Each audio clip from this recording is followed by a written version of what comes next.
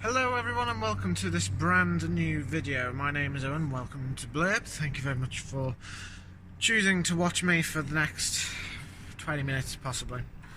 So right now we're parked in the place that I actually recorded the letter video, which is actually called, the hangar, and there's just a truck there on its own, and it's empty here, so I thought this would be a perfect spot to record. But in today's video, basically I will be talking to you about the 10 most things I hate about my Vectra since I have bought it.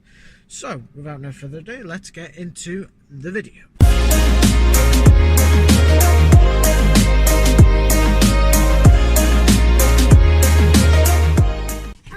Right then guys, so let's just discuss the points with the car. So first of all, when I first bought the car, I noticed the rear emblem on the car, which when I walk around to the back, the Griffin, this was actually held on by double-sided sticky tape. So I've stuck it back on, and instead of double-sided sticky tape, it's actually held on by silicone, but that's pretty good. So that's one point I hated about the car when it was new. Not only was that emblem loose, but the hello pigeons, the front grille was also held on by silicone. Another thing I didn't like about the car, and it still does wobble, and that's because I put tiger steel on it when I painted it to a body colour just to make it look new. And if you don't know who Performance Mods are, guys, it's actually the group that I'm intertwined with that actually fix and make cars perform. Now, the second problem with this car that I don't like is the boot itself. This strip is not original to the car. I actually found this on another car. It was originally black, and I've painted it body colour. And that's because there was loads of scuffs on the actual paintwork underneath. Now, this boot, as you've probably seen, yes, the car is a facelift, and it has a red boot lamp. Now, that doesn't actually look too bad considering that it matches the other lights. But there is a tail with this car. This boot doesn't want to shut properly, and that is because it is not the original boot for this car. With it being a facelift, that lamp in the middle should be clear. And most of my other friends' Vectras actually have a clear lamp in theirs because theirs are a facelift, and mine is also a facelift. So that boot is not original to the car, just like the wheels. But the wheels are actually something I do like. The wheels are edition 100 wheels. They've actually come out of a pre-facelift Vectra that is also limited edition, so they are quite nice. But that's a thing I do like about the car. So another thing is the boot. And what I mean, it doesn't shut properly. Ugh. Mind the mess in my boot, but when I go to shut it, it doesn't want to shut properly, so you have to really slam it for it to close. Now, the third thing I don't like about this car is the engine. Now, the engine the engine's reliable. Don't get me wrong. There is nothing really wrong with the engine itself, but what has been made with this car, a bit like what Toyota did, was they all gave them VVT. And obviously, when VVT existed, it made the cars very, very unreliable. And that was because if VVT went wrong, it was an expensive job to fix, and the car would not perform. This car does perform, sort of. Again, the engine's actually pretty good at this, so I wouldn't mind getting another 1.8, that's for sure. Now, the fourth thing I don't like about this car is the battery. Now, we just opened the cap. The battery in this car was actually provided by the previous owner, and the previous owner actually left me a very nice handy receipt stating it was £41 new, which, as anybody who knows cars knows, that a £40 battery is not enough for a car like this. Usually a good battery is around £100 and you get a lifetime guarantee with it. This one was obviously a very cheap one, probably from the scrapyard, I wouldn't be surprised. Now, another thing I don't like about the car is that it uses tyres quite badly. And I think this is the fourth problem. Now, the tyres on this car I've had for about a year. Every MOT this car has had, it's had tyre problems. Now, it is very front end heavy. Now, yes, I do give my car a little bit of stick, but these front tyres are a year old and already they start to wear. The Continentals more than others, but then a lot of people say the Continentals actually wear down quicker than your normal good tyres because, well, Continentals are cheaply made apparently. The next thing I hate with this car, I think it's the fifth problem, is actually the interior fan. Now, well, this car has a lot of automatic options. It's got automatic fans, it's got an automatic radio. That's not original to the car, I changed that myself. It's got automatic lights, it's got an automatic adjusting mirror, it's got auto interior lights, and obviously the interior fan is at fault here. So if I just close the door, the interior fan won't go on auto. It won't go on full blast, and if I press this button it won't work, it'll just blow.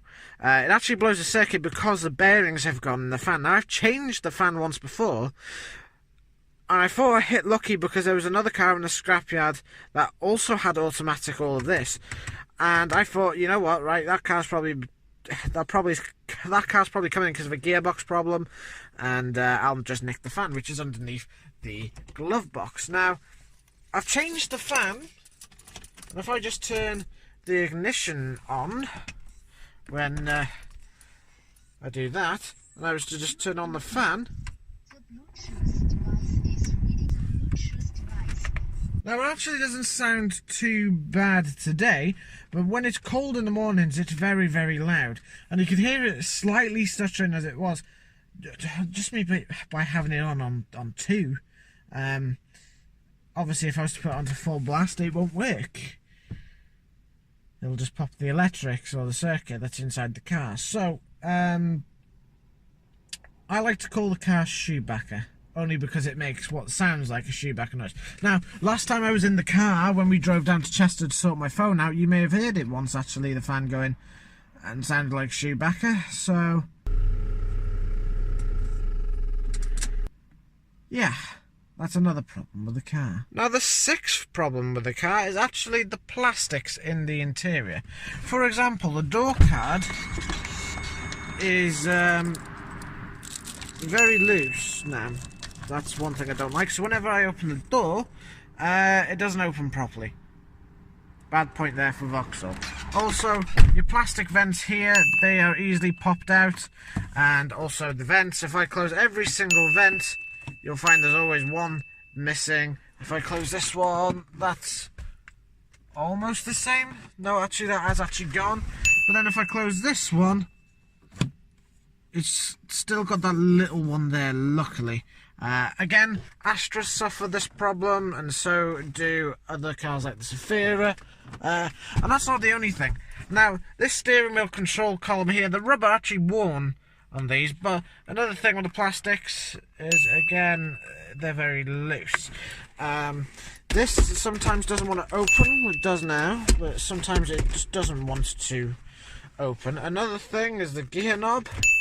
Again, plastics come off quite easily. I did have a little plastic thing under here, that's also snapped and gone. This sometimes doesn't want to close, in fact it doesn't open properly. And then I've got a few things actually on the doors that don't want to stay on. The markings on this have actually gone, so that's another thing that is wrong with the car. And if we just go to the back, ooh, there's more plastics on the outside, isn't there? So another thing would be the mirrors. Now if I just tweak the mirrors, yep, that's another thing. On this door, one of the speakers are actually coming off.